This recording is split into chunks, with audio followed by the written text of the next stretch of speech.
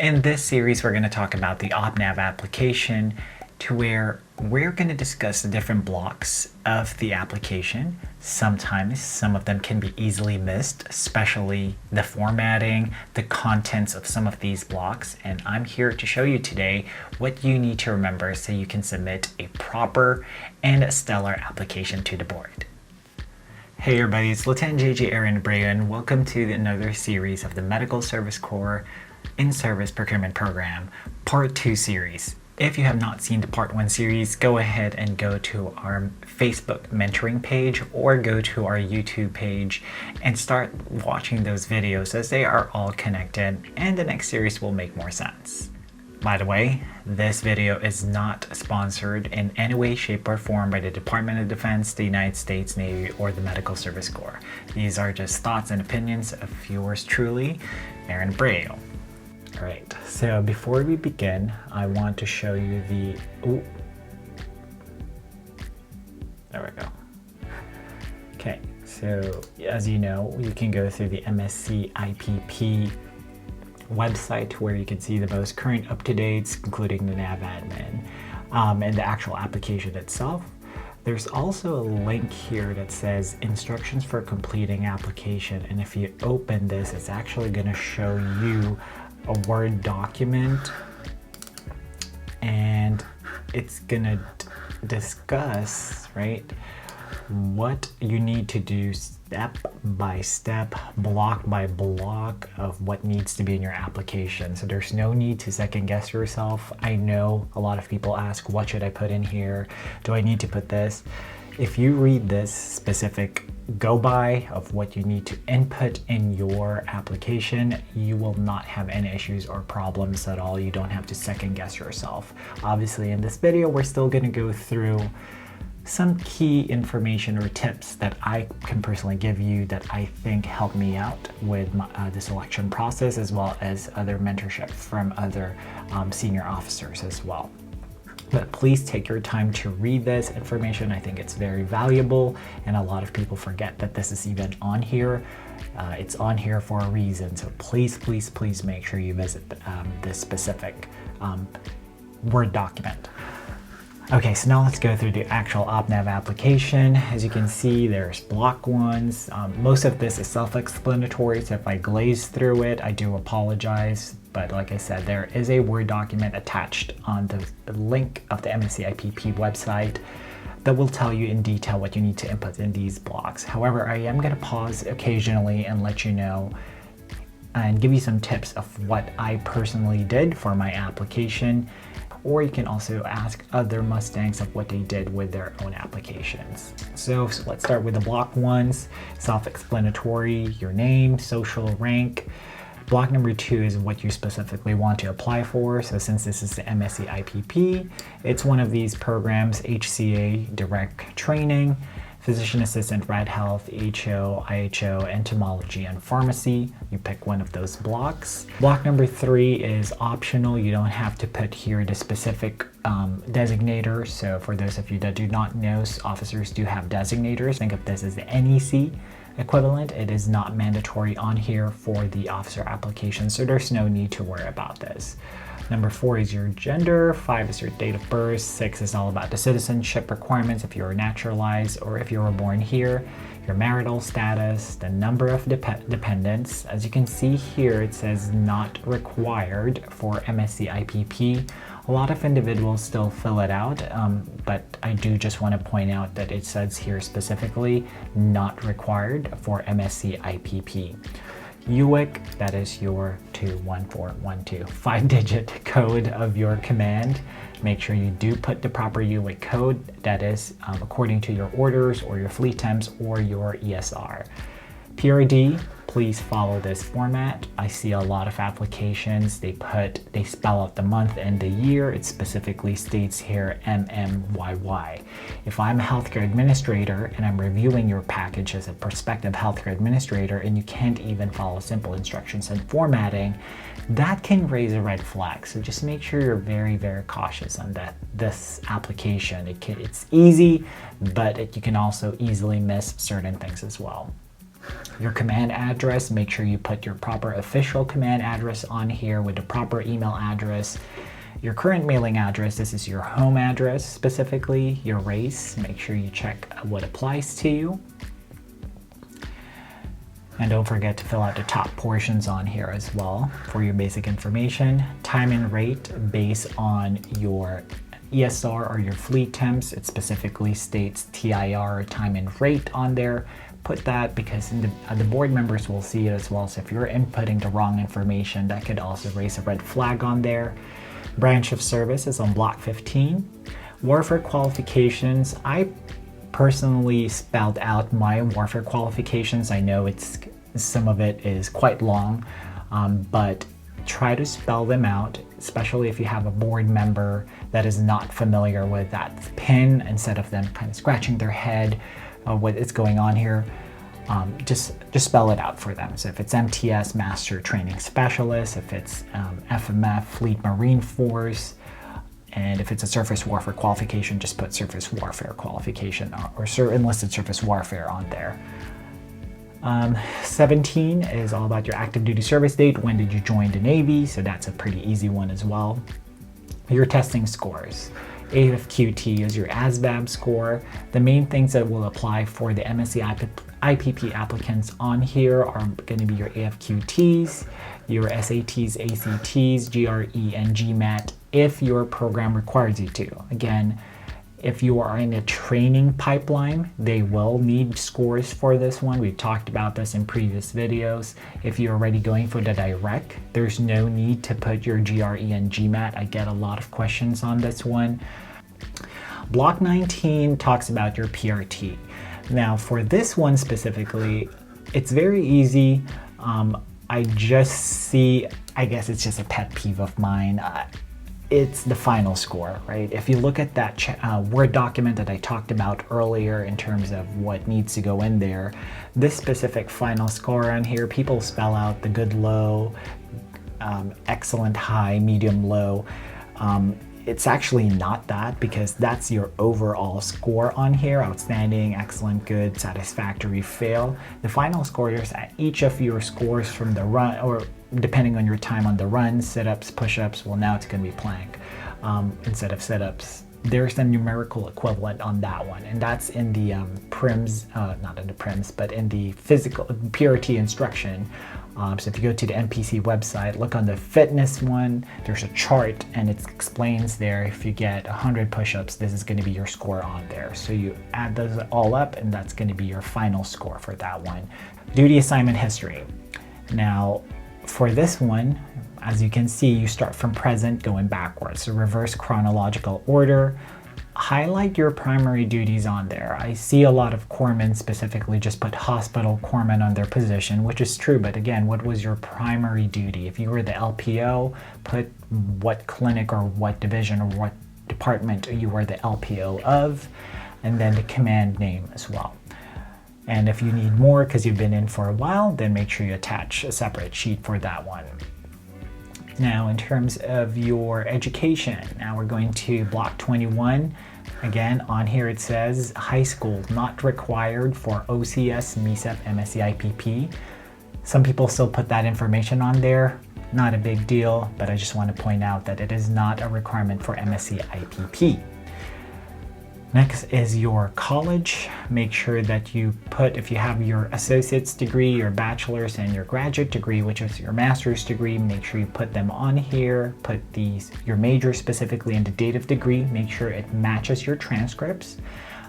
When your graduation got conferred, because most people, for example, you finish your class on December 31st of 2019, but your conferment date is not March 13.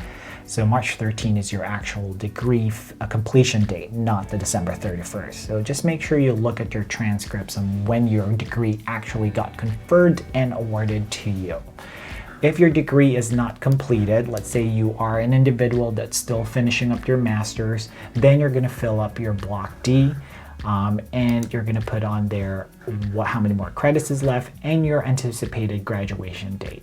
Personal awards. Now on the instruction, on that chapter 2 Word document that I talked about, They specifically just want awards that are FLOCs and NAM and above, right? So flag letter of commendation and your NAM and above awards, make sure those are the only ones that are included on there.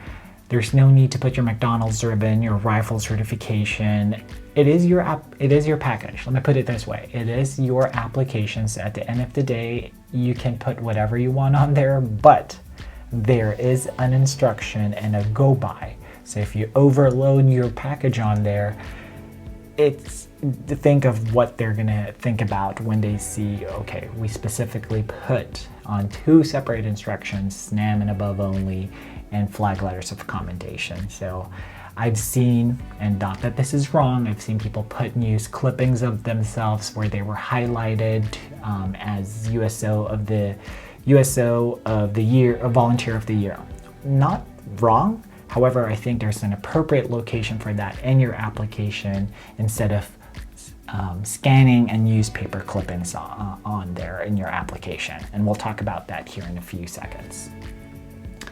Then we have your service SMART transcripts, or your service schools that's in your SMART transcripts. According to the Chapter 2 guide that I was mentioning about, they only want schools that are 2 weeks or long listed on here specifically. That's in your SMART transcripts. It just highlights what type of schools you've attended on here.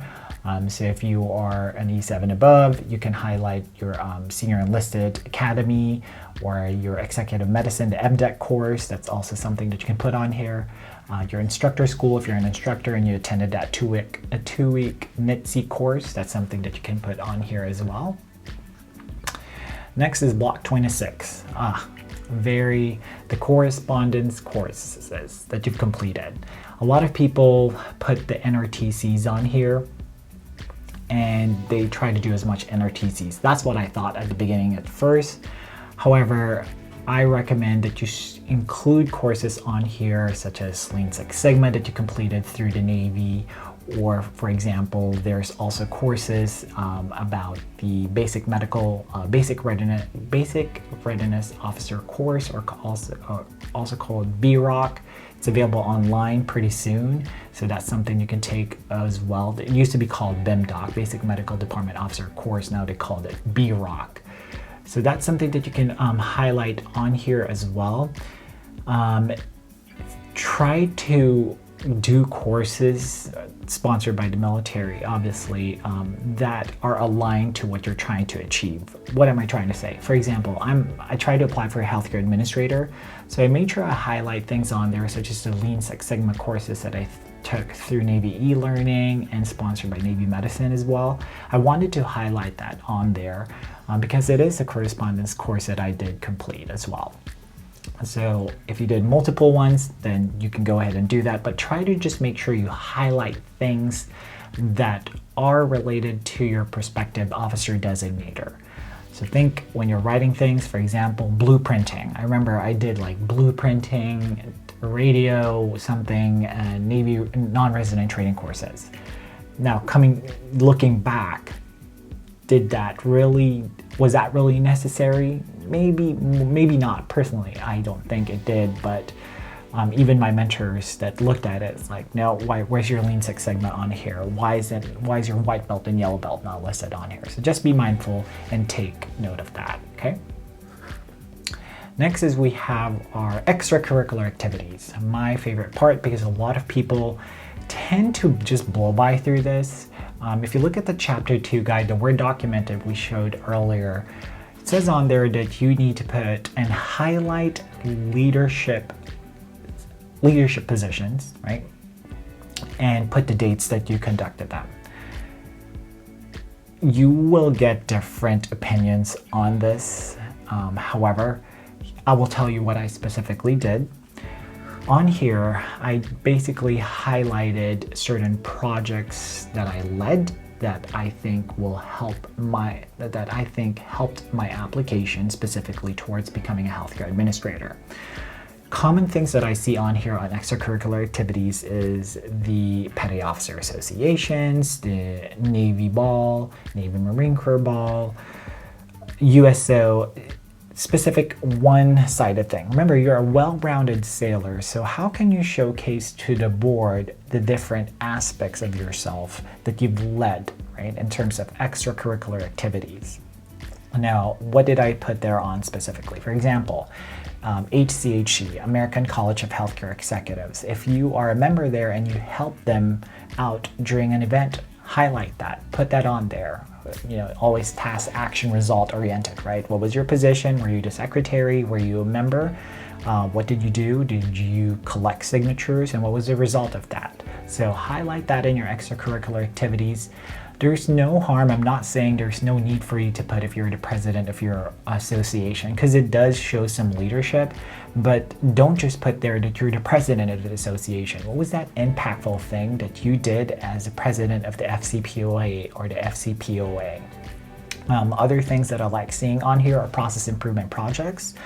As officers, we are leaders, and if you are leading strategic projects and programs, highlight that on here. And that's one thing that I learned from my mentor, Commander Mo Taylor, because I was the same way. I just put a bunch of volunteer items on there and association things, but it didn't showcase my leadership side. So put that on there on your extracurricular activities. Now, don't limit yourself to just Microsoft Word or typing 120 words per minute. Those are all good, but think other things that you are good at. So if you're a public speaker, because you are part of Toastmasters, and you know Toastmasters have different levels of public speaking, highlight that you are an excellent public speaker. Or if you've done some sort, if you created some sort, if you're good at creating databases and you are really excellent at it, highlight that as well. I've seen some packages of people that got accepted where they highlighted the instruments that they played because they wanted to show that they are a human being and their personal touch to it, which is fine. You can also do that in your application. It doesn't say specifically that you cannot put that on there, but if it's a special ability, go ahead and do so. I focus specifically on mine on my database skills and data analytics. I also put on there my public speaking skills via Toastmasters, and then my project management skills as well. So those are some things that you can put in your special abilities. And let's go over to block 29. Block 29 and 30, self-explanatory about civil offenses and drug and alcohol. Note that you have to disclose this. If you have an NJP and it's in your OMPF, it's in your record, and you don't put it on here, that can send a red flag. So make sure you are disclosing it on here. And if there are offenses on here, you know, we are not perfect. Make sure you just address it in your personal statement. And we'll have a totally separate video for personal statements on here, so I'm not going to go in depth about personal statements. Next is our security, not security. Next is the block 31. This talks about the previous applications that you've submitted for. I recommend put them on there. If you are a non-select, for those of you that don't know, I think I've mentioned this multiple times already throughout the video. I've submitted 6 times, and I had to attach a separate sheet saying that I've applied 6 times. So it just, to me, shows determination that I'm trying every single fiscal year until the board was like, you know what, I felt bad for this guy, let's accept it. I don't know, that's what I tell myself. But make sure that you do highlight that, because joking aside, it does show determination that you are trying to better yourself and you're really not giving up on your goal of becoming a naval officer. So hopefully that helps out. Then you have your security stuff. Make sure that you do print out a JPass or a security memo that's going to be attached onto your application as well. And don't forget to sign this specific page on here, right? Certifying that everything is correct. And as I mentioned, we're going to have a separate video on personal statements. I'm not going to spend too much time on here, but I do just want to focus 200 to 250 words and the prompts. So start thinking about that, because that's going to be the next video that we're going to be talking about on our next series, as well as the naval core values. And we'll talk to different people on their experience and how to get your how to get yourself across to the board without sounding too braggadocious. This specific says here, personal statement continued, address any waivers, for example, age, education, time, and service.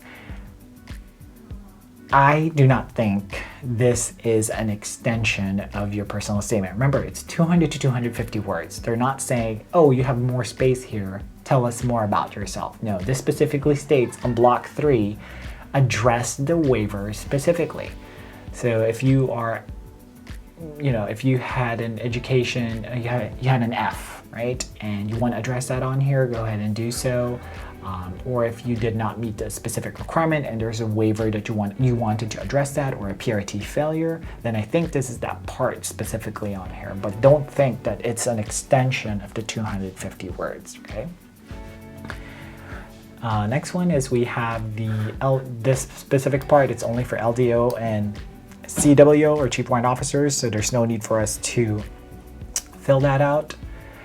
This one, we already discussed this, is your CO recommendation, okay? This is specifically for your commanding officer. I highly recommend, as you've seen on our video, part 1 series about the CO recommendation, draft your own CO's recommendation. If you don't know what I'm talking about, go back and watch that video to help yourself start, making those gears work on what you need to input into this CO recommendation. Page 11, 12, 13, and 14 per the part 2, chapter 2 instruction that I showed you earlier, you don't have to include those. Okay, so out of 14 pages, only 11, 12, 13, out of 14 pages, you're only going to do 10 pages total. And if you want to know the order that they need to be in, let me show you that. Package order on here, it's going to open an application for you, okay? And it's going to show you exactly what your package needs to look like, from CO endorsement. That's the first thing. Next is your conditional release.